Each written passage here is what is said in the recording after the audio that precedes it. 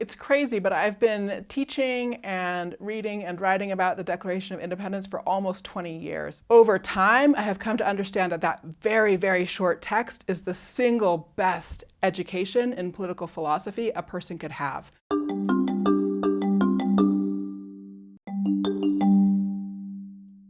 There's one really, really important thing to know about the Declaration. For me, this is just the most important thing, okay? And this is the self-evident truth sentence. The self-evident truth sentence is incredibly long. It has 5 clauses in it. It's just a long read. The only way I can explain what's important about it is to share with you the entire sentence, all right?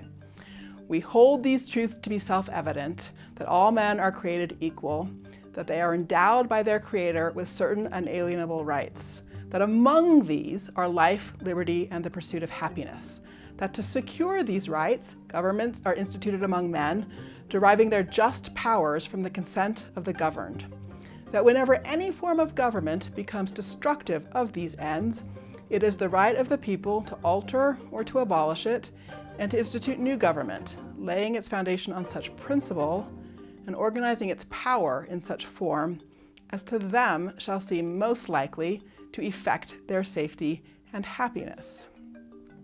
I recite that entire sentence because we have forgotten that it's one sentence.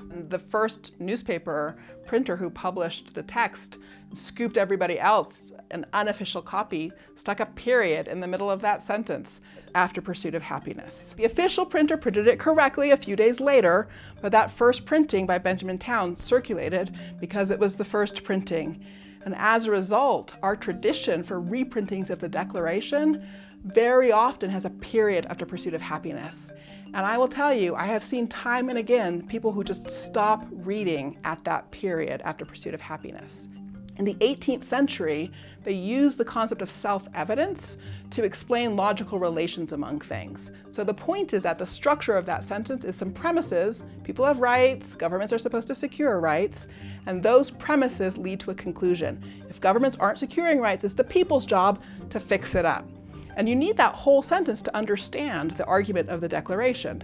If you have a period after pursuit of happiness, you think that the document is telling you, there's this self-evident truth. People have individual rights. Full stop. End of story. Whereas actually, the sentence about self-evident truths is about the relationship between our individual rights and what we do together as a community, building political institutions to secure our rights.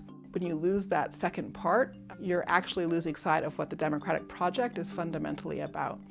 As a teacher, I get a lot of questions from young people about how to bring change about and how to think about their own roles as change makers. I think what young people are doing with social movements is tremendous and powerful.